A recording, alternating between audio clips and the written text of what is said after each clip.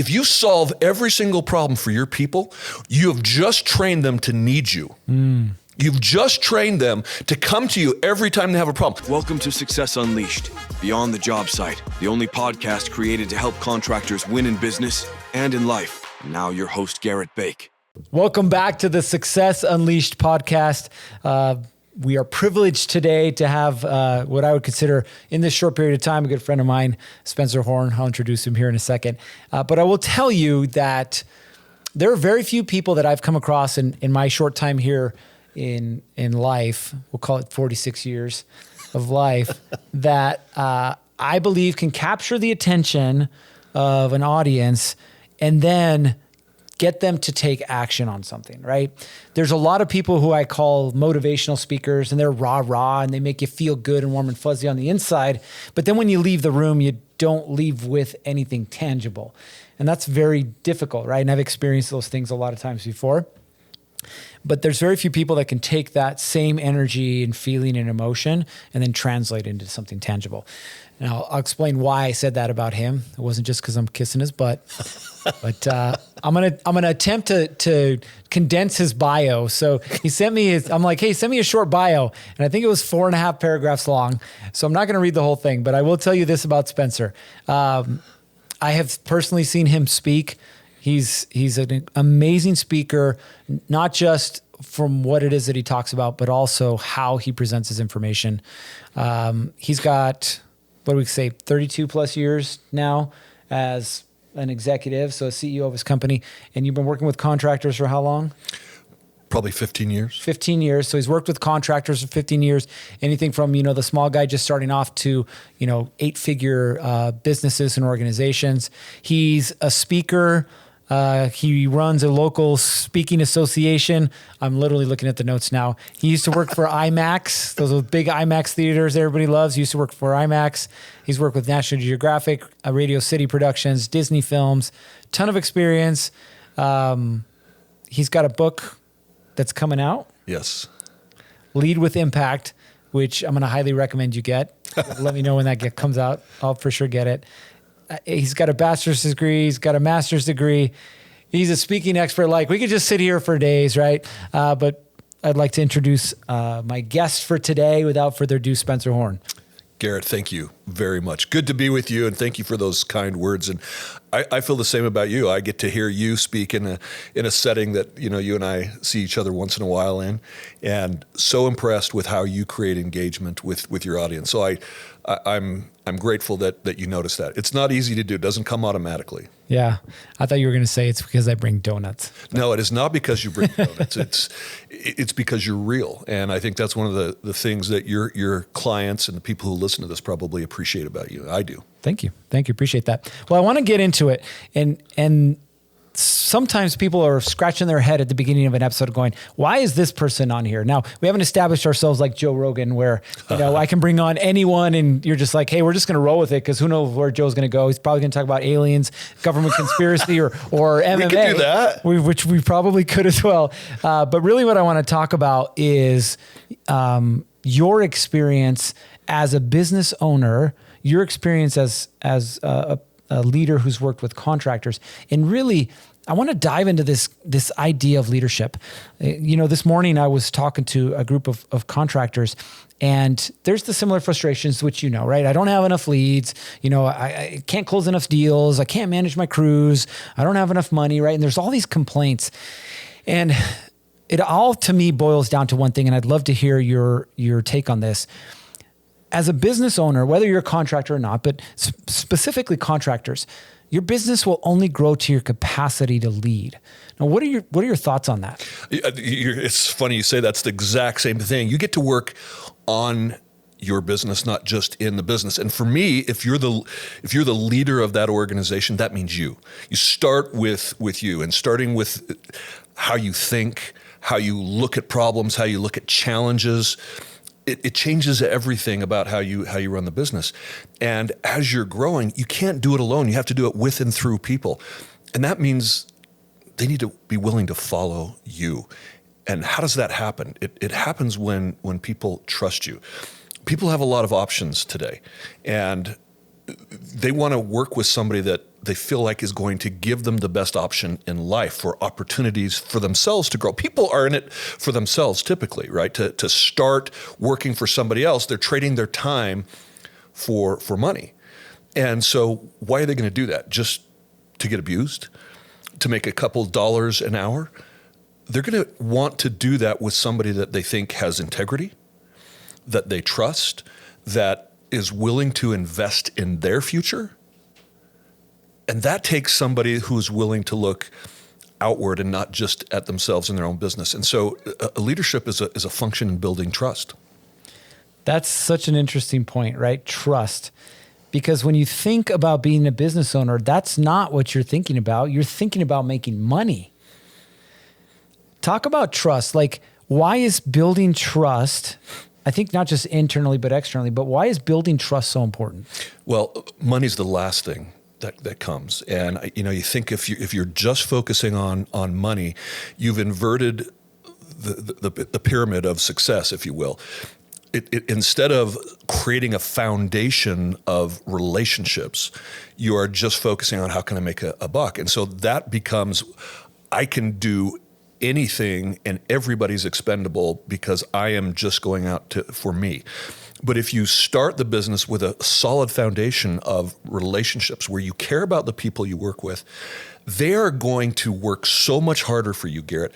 I have in my experience, my personal experiences with a mentor, I absolutely love somebody I worked for, and I've never worked harder for an individual than a gentleman by the name of Kelvin Cullimore. And to answer your question, I worked 80 hours a week regularly for almost 3 years for very little. I was just out of college. Why'd I do that? I love that man. And he taught me so much. He invested in me. And I knew he cared about me. And so there was this level of trust. And when he corrected me, I knew he was doing it for my good, not because he was on some kind of power trip or he was, controlling me in any way for his good. He cared about my success. And as a result, I was able to give more of my discretionary effort than maybe he would have gotten otherwise. So you want to make money? You got to have people that are wanting to fight with you and fight for you. And that takes trust. Who are you going to go to battle with? I know you have, experience working in the police force. You go out there and risk your life every single day. Who do you want to be your partner when you're in a difficult situation? Somebody you know and trust, right? What we're talking about is not necessarily equivalent, but in terms of giving effort and wanting to show up every day early and stay late and fight the fight that has to happen to get clients to call on you and say, I know when I call Garrett, he's going to do the job. And so I'm going to hire him. Well, you're not going to do all the work by yourself. You're going to have people that are actually representing you. And you want those people to represent you in a way that if you could be there, they would do it the same way as you would do it. And how does that happen? It means you have to have people that see what you see and believe what you believe and are willing to work the way you would work. And how do you do that when they don't own the company? How do you create ownership in a company of employees? That's what I think leadership is about. It's not about your good intentions to make money. It's about your impact on their lives. And they're going out and fighting the fight that you would do. Very well said. And I want to dive into that a little bit deeper because the problem that most contractors have, right, is they come from a background, and that we carry our past experiences with us, but they come from a background where they've been taken advantage of. Sure. Where it's either been, a client who hasn't paid them, or it's been a boss who, abused them, and they come from this mistrust background. And so when they start to build a team, what do they leverage? They leverage their knowledge. And unfortunately, the knowledge that they have isn't the right knowledge. And so they wonder why they hire somebody and 2 days later they're gone, and then they're hiring somebody else. And it's just this revolving door.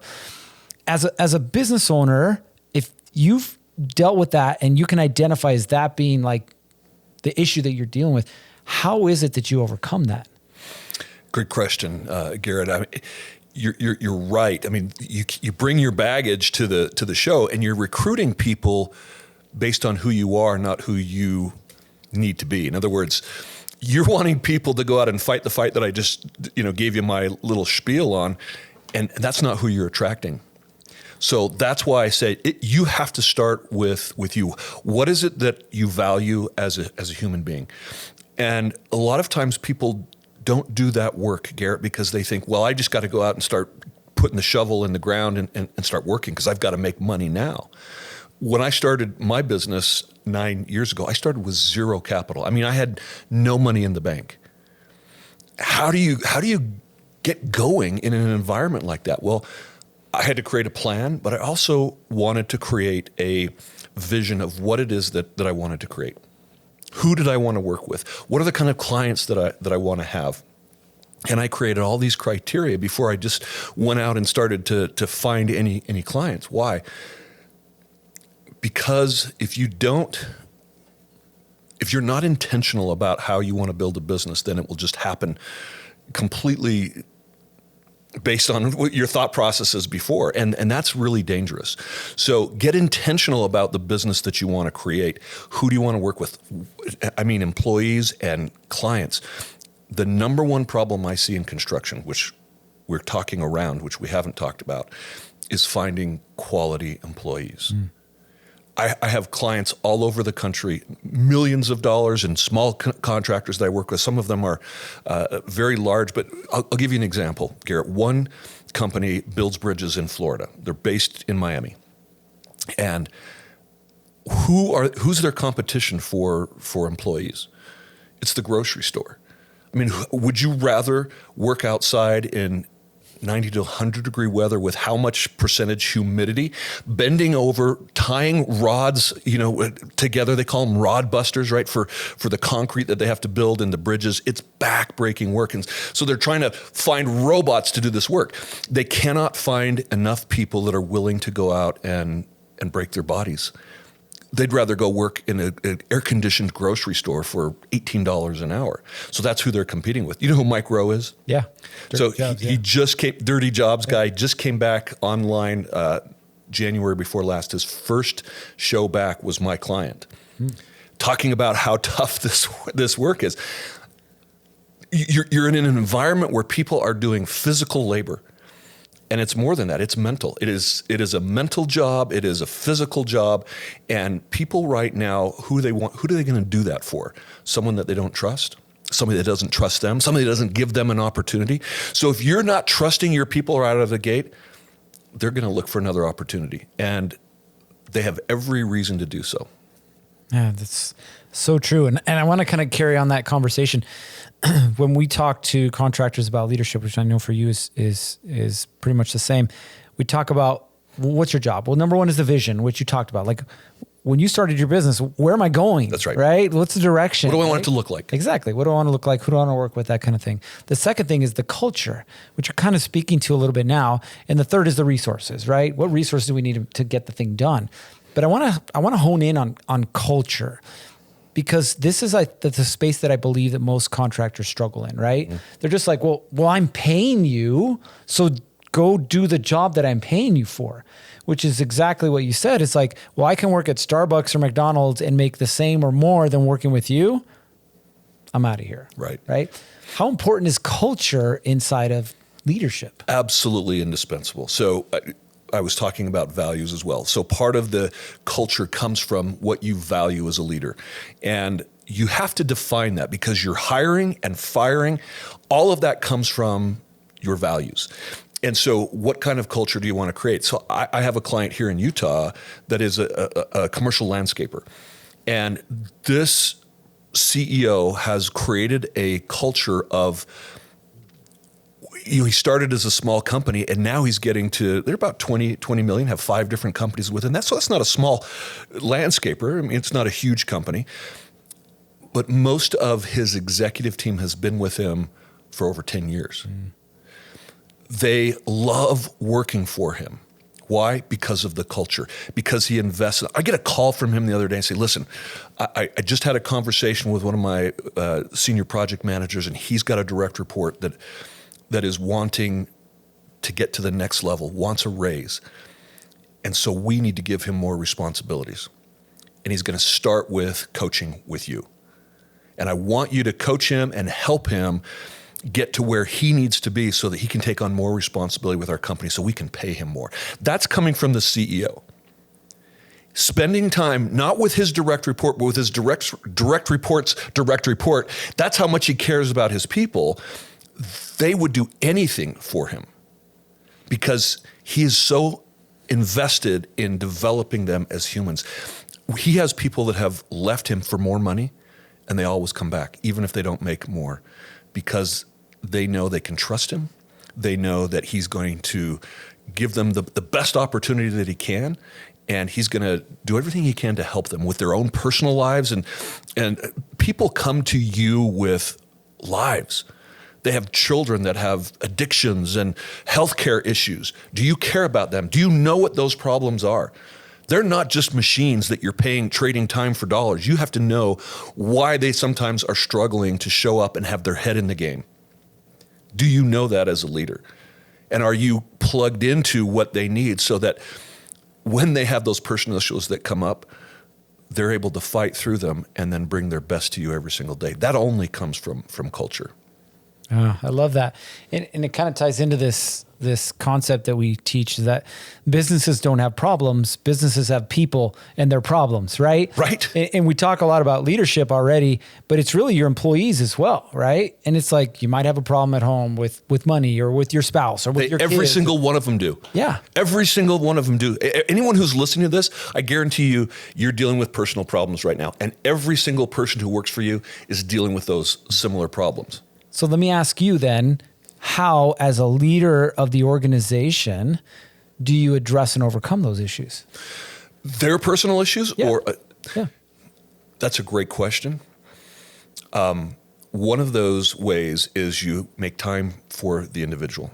Just listening. What's going on in your life? You know what? I'm having a marriage issue. Tell me about that. What's going on? Now, you're not going to be a counselor or anything like that, but what's happening? What's going on? How's that impacting you here? What do you need? Well, I need more money. Okay. Right now, you're at the limit of what we pay for this position. How do you propose to create more value to get that money? Instead of just saying, can't do that, what can you do to deserve what you're asking for? Garrett, one of the biggest challenges, and I'm going to seem like I'm switching gears, I'm not, it's related.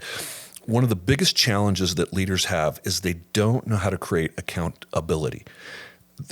They come from an environment a lot of times in these blue-collar settings where it's all about command and control. Why? Because they were mentored by the greatest generation who fought two wars, right? I mean, we've got World War I veterans and World War II veterans. Many of them, those are the ones who taught us how to lead. And how did they teach us how to lead? Go do that. Climb that hill. Take that, do that job because I said so. There's none of this, what's going on, and sitting down and having conversations. It seems so touchy-feely. It seems so out of place in the construction environment because this is typically an environment that's all about machismo. Just put your nose to the grindstone, push through, fight through.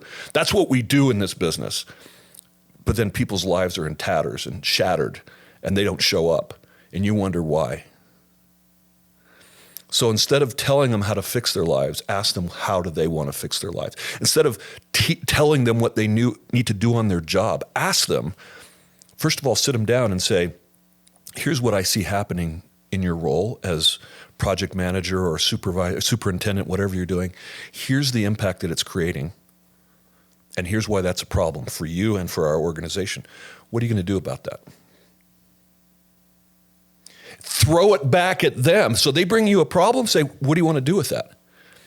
Be empathetic, be listening, but allow your people to step up and grow. If you solve every single problem for your people, you have just trained them to need you.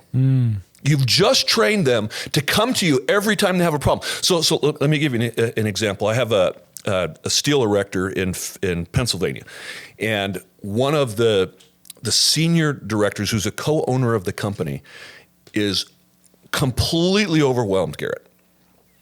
Completely overwhelmed. And so we're talking in our coaching sessions about how to get more time. It's just, I can't do that. I can't, I'm constantly context switching. I'm answering emails and phones, and he is in completely out of control in his life, and he is burned out. He can't do anymore because he thinks everything that the owner is asking him to do, he has to do personally. He's not letting go of any control. Why? He's afraid of letting others step up. That's a leadership issue. Okay, so it's a personality issue, but it's also an experience issue because I've been burned before. If I let somebody else do it, they're not going to do it the way I want, and it's going to look bad on me. But not only that, every single time somebody has a problem, they come to him. So I'll give you an example. I'm on the coaching call with him, and this is like 5 sessions in. And he's like, I don't have time for this. And his phone is ringing while we're talking. I said, answer that. And if you don't mind, put it on speakerphone.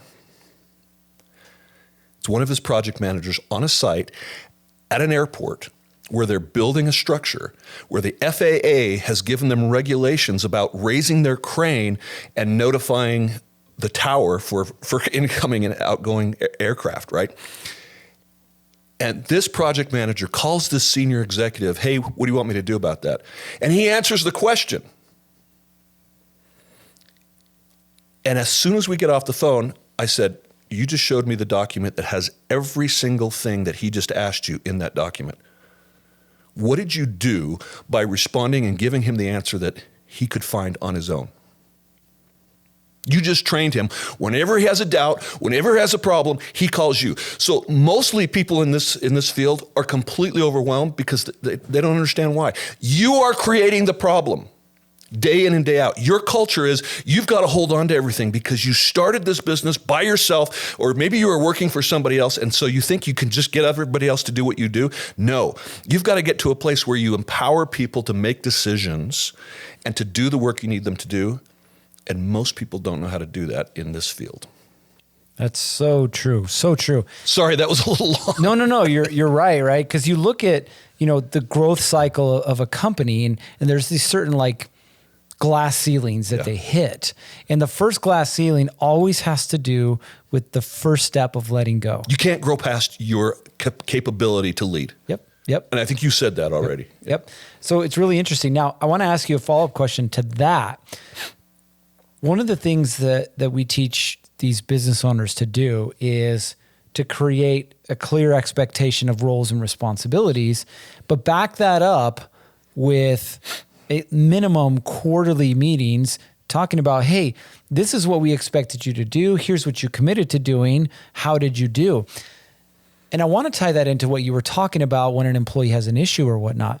Now, are you familiar with Dan Martell? I'm not. So Dan Martell is a speaker, trainer, and whatnot. And he has this thing, and it ties right into what you just said about the employee solving the problem themselves. He says, I teach all of my employees the 1-3-1 rule, right? Identify the one major problem, 3 potential solutions, and then I want you to come to me with the one solution that you believe is the best solution. Sure. I love that approach. So if I'm a contractor and I'm growing and I've got a team, a small team, or maybe even a management team, but I still find myself, like you were saying, this gentleman, answering all the phone calls, giving all the responses, completely burnt out and overwhelmed. How do you make that transition to empowering your team? So great question. And it's muscle memory. Part of the problem is you're used to doing it a certain way. You don't even know that you're doing it. So work with someone that can help point it out. Like this manager now says, oh yeah, I did do that, didn't I? So it starts with awareness. Sometimes it takes just having somebody watch you and say, wow, okay. So one of the things I like to do is I like to sit in and watch my clients' management meetings.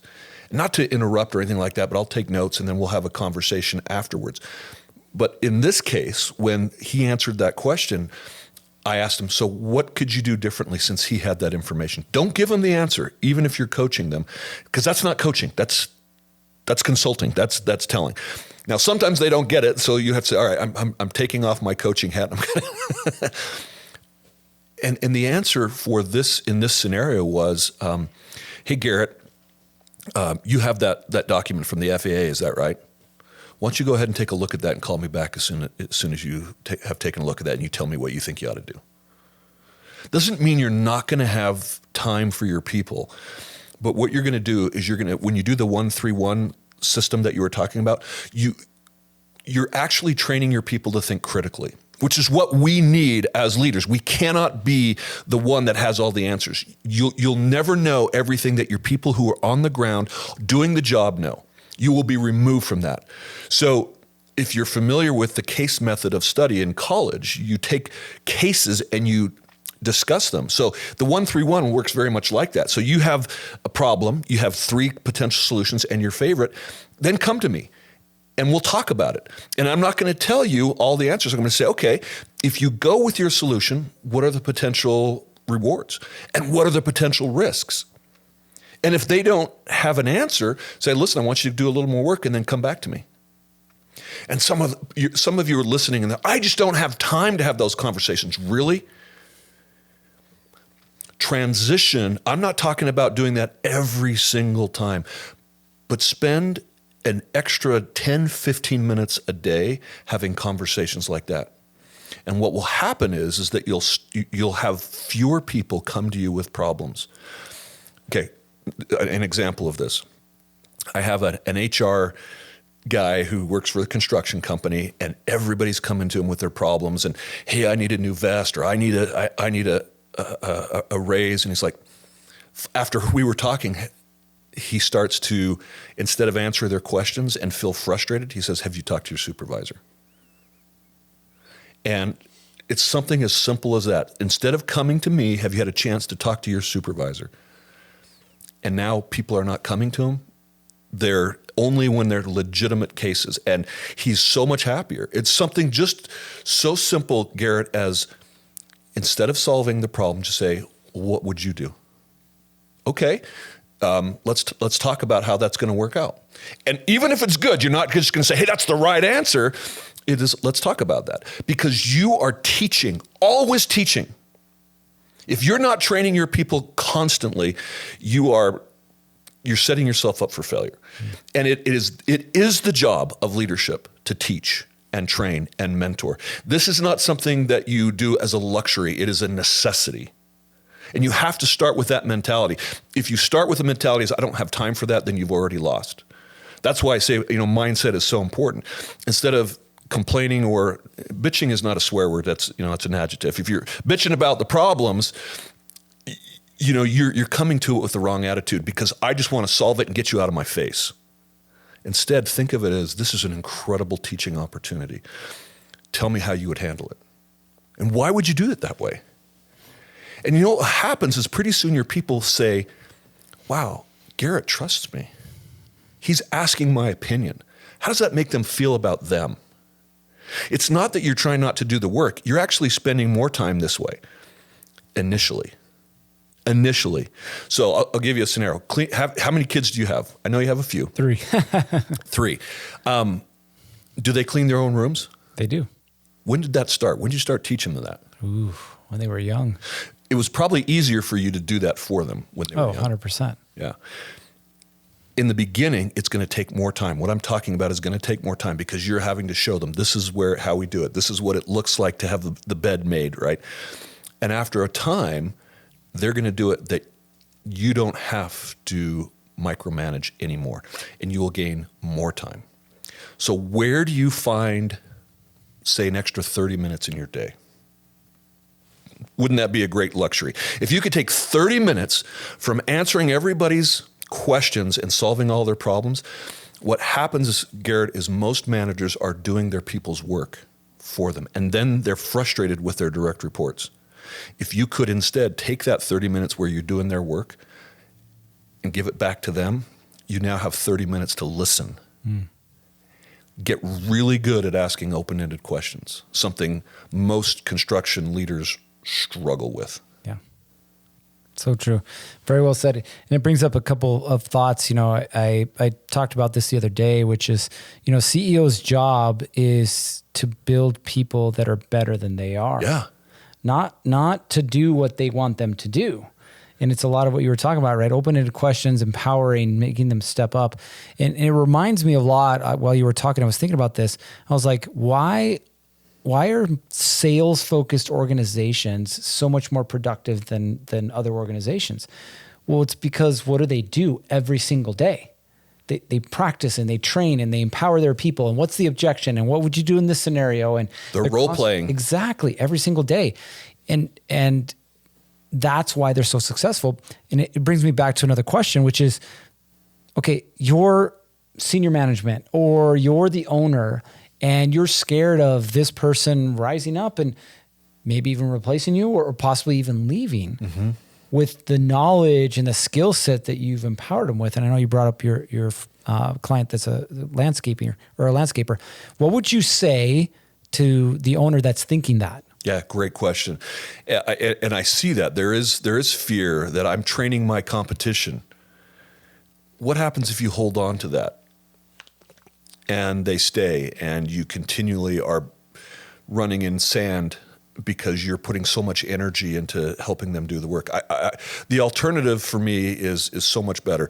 Invest in them. While you have them, they give you their absolute best. And I guarantee, so here's my answer. Based on the last 30 years of research by Team Coaching International, 10% of teams worldwide are high performing. And a study just came out in the Harvard Business Review, US companies, 8.7%. So chances are they work for you because you've got this great culture and you've given them an opportunity to rise within your organization. They leave and they start their own business. It is not easy being an owner of a company. So they go out, they struggle for a couple of years, realize how much this sucks. They come back to you. Or they work somewhere else that they absolutely hate. So this just happened to this steel erector in Pennsylvania. One of the top people just left, went to a big company where they wined and dined him. This is going to be an amazing experience. 2 months later, she quit.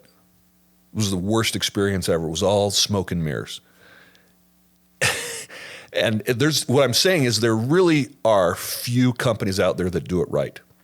So if you do it right, the chances are that people stick with you or come back go way up. I don't know if that answers your question, but that's my belief. And that's what I've seen and I think is the right attitude. People are going to leave you. Just let go of that. It's going to happen. What's the saying? What happens if I train my people and they quit? Great. What happens if you don't and they stay? So true. So true. Now, I want to kind of dial it back down a little bit. So the smaller contractor, right, who might be hiring their first person or might be hiring their first executive level, manager type person. What would you say to them when they're listening to all this and they're understanding and they get it, but like, what are the steps that they should take, like tactical, tangible steps to start this process the right way? Get really good at interviewing and hiring that one person. And that's less about experience than it is about attitude. I mean, construction, yeah. I mean, some jobs you need to know certain things, but most of those technical parts of the job you can train. Okay, it's the attitude that I'm looking for. It's the commitment. It's the willingness to come and work and learn. And I believe people are truly happy when they're learning. In some respects, if they're just barely outside of their comfort zone. So you want to hire someone that doesn't know everything, especially when you're starting, unless you're looking for example, someone to partner with for financial issues, and you need someone as a CFO. You're probably not going to need that if you're a one-person show. So maybe they hire someone like you to provide fractional resources. So find someone that could partner with you on accounting, on marketing, and those types of things. But if you're trying to bring on your first person, to me, it's about character. And do you want to be a partner with this person long term? I mean, it's almost like entering into a marriage. You're going to be hanging out with this individual for how many hours a day? You want to like them. Yeah. But also, you need to be in a situation where they feel like you like them enough that when you get on their case, they don't crumble. Well, it goes back to trust. That does go back to trust. And it's interesting that you say that because when you think about the Navy SEALs, for example, people get intimidated. They watch the Buds, Hell Week and all this stuff, and they carry logs and they're in the ocean. They try and drown them and all these different things. What people don't realize is there's no sense of like, we're teaching you something inside of Buds. What they're looking for are two things. They're looking for attitude, right? And they're looking for teamwork. Yeah. because everything else, as you mentioned, can be trained. I can teach you how to dive. I could teach you how to shoot a gun. I could teach you how to dig a hole or carry a gun or drive a vehicle. Those are what the military calls hard skills. Dealing with equipment, machines, guns, bullets, it's the soft skills that matter. Yep. But we've interpreted that as the soft meaning less important. And the military thinks that soft skills are more important. Would you agree? 100%. It's the squad level and division level leadership and the group level. It's all about leadership. Yep. And that's all about attitude and teamwork and team environment and fighting for each other. Yeah. Even before country, you're fighting for each other. Exactly. So it's not just the company, it's you're fighting with the fight of the job is the war. Right? And the problems that come up are the things that you have to solve as a team. And it's so fun to do it with somebody that is working with you, not against you. So true. And I remember when I was testing for the SWAT team, people were like, oh, well, you shoot well, you run fast, and congratulations, you're on the team. But they had a very specific process. And the process was actually first you volunteered as an actor, which basically meant, you got some rubber bullets, you may get tased, there's some things that were happening, the dings, dents, bruises, little blood drawn before you ever tested, or I should say were invited to test. Because they wanted to see you? They wanted to see how it is that you reacted in that situation. They wanted to see if you're willing, in a stressful situation, if you're willing to continue to put yourself in that situation, knowing that even as an actor, it was for the benefit of the team. Yeah. And then now you get the invite. Okay, well, now they want to see how it is that you react and act during that scenario, because you're not the only one testing. Now there's multiple people testing. And in some scenarios, you're working with multiple people. Same thing. And the last piece, which I found to be the most important, there was an oral interview. Yeah. But prior to the oral interview, they sent out little forms, little surveys to random people that you had worked with or were currently working with. Oh, that's a great idea. Asking them about you. Yeah. How was your teamwork? How was your attitude? How did you react under stressful situations? Love that. Because I could sit here and blow smoke to your face all 100%. So what this says is it's not the interview. So Zappos, I don't know if you remember Zappos. They were an online shoe store. They've gotten purchased years ago. But one of the hiring practices that they did is they would do all their hiring in like batches of people. And they would all fly in at the same time and be picked up in a limousine bus. And the person driving the limo was a hiring manager. And that person's job was just to watch the interactions of the candidates back in the limousine. Were they talking to other people? Were they nice? Were they disrespectful? Were they whatever? It's just any kind of environment that's not just in the interview. So take them to lunch. How do they treat the waiter? How do they talk to other people? Get outside of the hiring environment. Take them shooting. Give them a test job. Watch them and see what other people say. I think that's a great idea. Yeah. And I really am pushing for, and I know you are as well, it's like, how can we make contractors better? Like, at the end of the day, do they want to make more money? Yeah, sure. Everybody wants to make more money. But as you were mentioning at the beginning, like, it isn't about the money. Money comes. Yeah, money will come if you've set up the right team to help you get the money, because you're going to cap out on your potential, right? You worked 80 hours a week. I know when we were young, we probably worked more than we should have, but you're going to cap out. Like, there's no more hours in the day. That's right. Or there's no more energy, or there's no more mental clarity, whatever it is. You're going to have to bring people on to grow. Correct. And if you can't lead, then you will never grow. And so you want to make more money, learn how to lead. That's right. Now, I want to kind of wrap this whole conversation up. Contractors have been listening to this. They agree, they understand, but they're still a little hesitant. Like, where would be a great place for them to start? In terms of how to develop their leadership? Yes. I think that's a great question. I think one of the simplest things that you can do is do your own kind of mini 360. Go to people that you know you well, friends, former colleagues, former bosses, and say, hey, what are my strengths? And where are my gaps? Talk to your significant other if you have one. Where do you think I need to strengthen my abilities? get a behavioral assessment and learn what your behavioral tendencies are. And sometimes these efforts to kind of create that awareness is not comfortable. It's not something that for me personally, because of my personality, Garrett, I did not love getting feedback. Because of my personality, high dominant, I just want to be in control. I want you to do what I want you to do. So everything I'm talking about doing does not come natural to me. I had to develop these skills, and I created lots of dysfunction in my teams. I've been an executive for 32 years, you said in my introduction. And in those 32 years, I have created many of my own problems. As a matter of fact, most of the problems that exist in our organizations come from leadership. Hold on. Say that one again. That was a powerful Most one. of the problems I experienced in my life and my business were my own fault. And if you're not willing to take a look at yourself, you will continue to struggle. And point the finger everywhere else. It's my people. So I'll talk to CEOs all the time. They'll say, if I could just get my people to do this, and I go, great. But before we look at them, how about you? Is it possible that part of the problem is that you're part of the problem? And if I have a CEO that is not willing to admit that they're part of the problem, I can't work with them.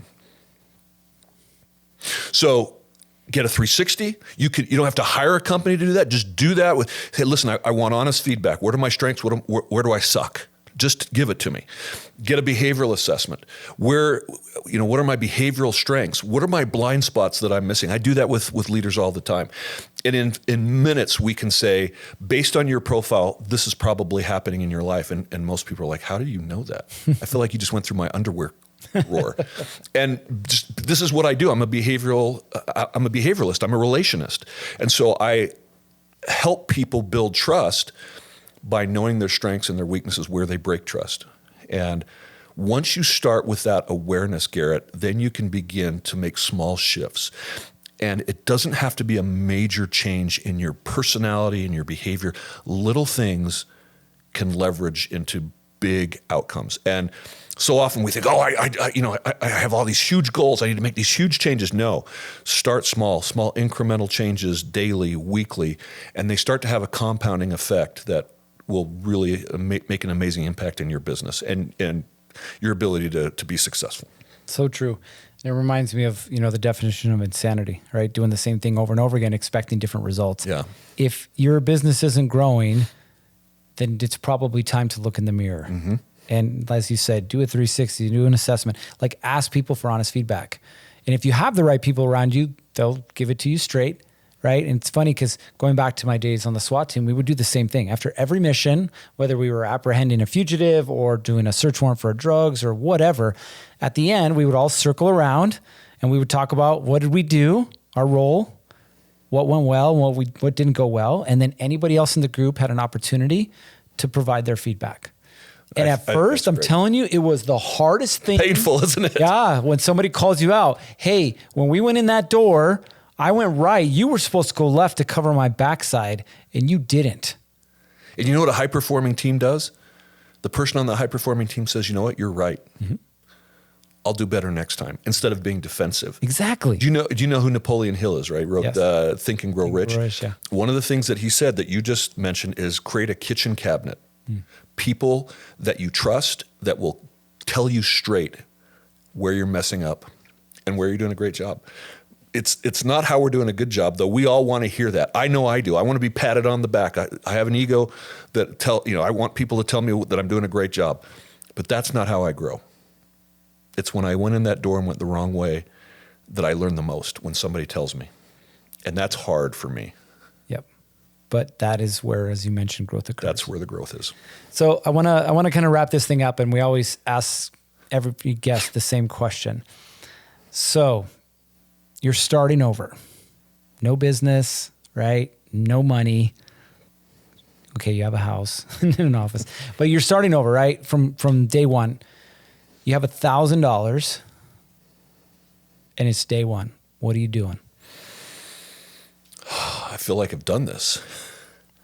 With $1,000, I just need to have the tools to go out and actually get the client, even for myself. And when I started my business, I didn't have a website, so I created one. I picked up the phone and I started to call people that I know and trust, and it cost me nothing but time. And I said, listen, here's my business, here's what I'm doing. Who do you know that might benefit from those services? I didn't go to my people saying, hey, could you buy my services? I said, who do you know that could benefit from that? And they said, well, tell me more about that.